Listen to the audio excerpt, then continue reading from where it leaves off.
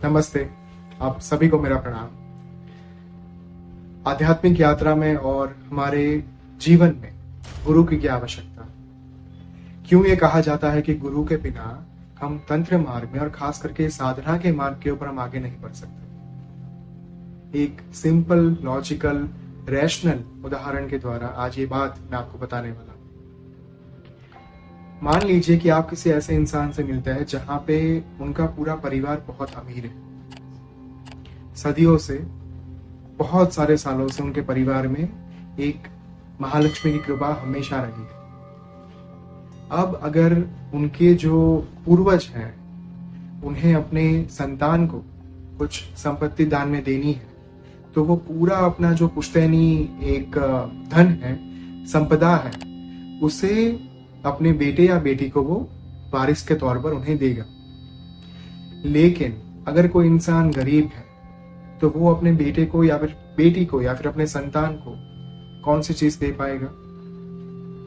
अगर एक इंसान के पास संपत्ति और संपदा है, अगर वो मटेरियल वेल्थ का स्वामी है, तो उसे अपने जीवन में संघर्ष कम करना पड़ेगा। ये बात हम सब जानते हैं। लेकिन अगर किसी के पास मटेरियल वेल्थ कम है तो उसे थोड़ा ज्यादा संघर्ष करके अपने पूरे जीवन को स्थिर बनाना पड़ेगा। चाहे वो आर्थिक स्थिरता की हम बात कर रहे हो, मानसिक स्थिरता की बात कर रहे हो, या फिर शारीरिक स्थिरता की बात कर रहे हो। इसी तरह से एक आध्यात्मिक जीवन के अंदर अगर आप किसी संप्रदाय के साथ जुड़ जाते हैं तो उस पर्टिकुलर संप्रदाय की जो पूरी स्पिरिचुअल वेल्थ, वो पूरी आध्यात्मिक संपदा आपके साथ जुड़ जाती है। आपको आगे बढ़ाने के लिए, आपको और ज्यादा स्पिरिचुअली समृद्ध करने के लिए, ऐश्वर्यवान बनाने के लिए आपकी मदद करने लगती है। इसी वजह से साधना के मार्ग के ऊपर गुरु का बहुत ही ज्यादा इंपॉर्टेंस माना गया है। भगवान महादेव शिव के द्वारा जो उनके जो दो अंग हैं, एक अष्टांग योग और एक तंत्र अभोग का पूरा जो लेफ्ट हैंडेड पाथ है। अब मंत्र साधना के मार्ग पर आगे बढ़ने वाले जो लोग हैं, वे कभी योग गुरु नहीं बना पाएंगे, या फिर अगर बना भी लेंगे तो उनको एक अलग से मंत्र साधना के लिए दीक्षा की आवश्यकता होगी। ठीक इसी तरह अगर किसी ने मंत्र गुरु बनाया लेकिन उनको ज्यादा जो इंटरेस्ट है वो मेडिटेशन में है, कुंडलिनी जागरण में, और कुंडलिनी जागरण स्पेसिफिकली थ्रू ध्यान योग, अगर आपको इस चीज में ज्यादा रुचि है तो आपको ऐसे ही गुरु बनाने पड़ेंगे जो गुरु वास्तव में आपको ध्यान का मार्ग सिखा पाए। तो इस वजह से ये दोनों मार्ग के ऊपर दो अलग अलग गुरुओं का होना बहुत आवश्यक हो जाता है। लेकिन अगर आपका मार्ग, आपको जो पहले से पता है कि मुझे मंत्र, तंत्र और यंत्र के मार्ग के ऊपर आगे बढ़ना है, तो स्पेसिफिकली आपको वैसे ही गुरु की खोज करनी चाहिए। आई हाईली रिकमेंड कि आज के तारीख में, आज के युग में गुरु को बनाना, योग्य गुरु की खोज करना बहुत ही ज्यादा मुश्किल है। और इसी वजह से सबसे पहले हमारे शास्त्रों में यही कहा गया है कि अगर आपके कोई गुरु नहीं है तो आपको अपने अंतर मन में जो एक गुरु है, जो चेतना है, जो आत्मा है, उनको गुरु के तौर पर स्थापित करना बहुत जरूरी है।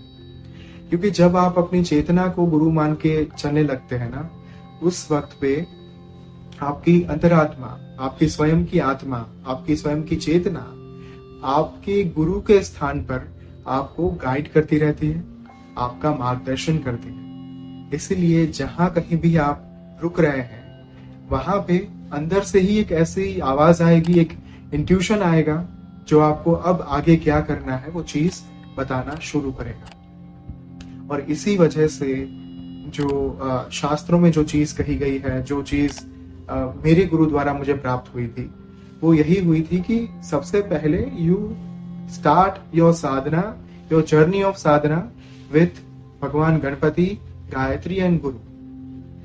इवन जो हमारी तीसरी महाविद्या है, माँ ललिता महात्रिपुर सुंदरी, जो सर्वोच्च तंत्र विद्या, श्री विद्या मानी जाती है, उस मार्ग के ऊपर भी अगर आपके कोई गुरु नहीं है, लेकिन अगर आप सात्विक मार्ग से माँ ललिता महात्रिपुर सुंदरी की पूजा, अर्चना, उपासना, साधना करना चाहते हैं, तो आपको दक्षिणामूर्ति यानी कि स्वयं भगवान महादेव को जिन्हें हम पंचवक्त्र महादेव कहते हैं, जिनके 5वें मुख से सारे मंत्रों का प्रादुर्भाव हुआ, प्रागट्य हुआ, उन्हें गुरु बनाना आवश्यक है। तो इसीलिए गुरु साधना का इतना ज्यादा महत्व दिया गया है।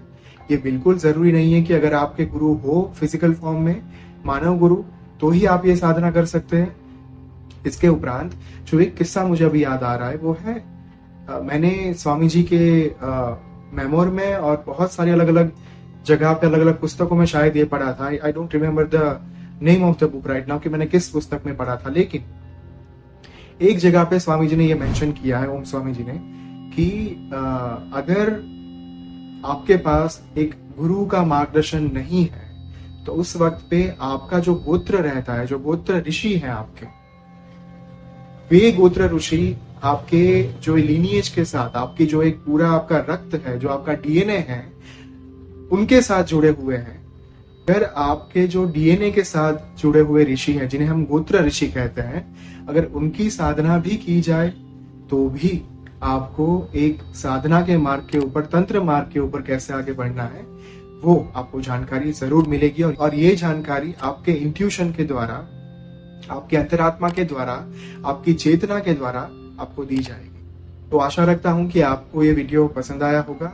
और मेरी आपसे एक ही सलाह है कि हम जो शास्त्र पढ़ना भूल चुके हैं, हम जो स्क्रिप्चर्स पढ़ना भूल चुके हैं, उन्हें सबसे पहले पढ़ा जाए। अगर आपको वास्तव में किसी भी तंत्र मार्ग पे आगे बढ़ना है, चाहे वो दक्षिणाचार तंत्र हो, वामाचार तंत्र हो, समयाचार तंत्र हो, दिव्याचार तंत्र हो, मिश्राचार तंत्र हो, या फिर कौलाचार तंत्र हो, इन सारे मार्ग का मार्गदर्शन आपको जो मिलेगा वो 3 मूल तंत्र शास्त्र में से मिलेगा: रुद्रयामल तंत्र, तंत्रराज तंत्र और महानिर्वाण तंत्र। अगर आप ये 3 किताबें अच्छे से, ये 3 ग्रंथ आप अगर अच्छे से पढ़ रहे हैं, तो मैं आपको विश्वास के साथ ये कह रहा हूं कि आपकी अंतरात्मा में से ही एक आवाज आएगी, एक मार्गदर्शन मिलेगा आपको कि कैसे आगे बढ़ना है, क्या करना है, कौन सी साधना करनी है, आपके इष्ट कौन से हो सकते हैं। बहुत बार ये प्रश्न पूछे जाते हैं कि हमारे इष्ट कौन से है, हमें कैसे पता चले कि हमारे इष्ट कौन है।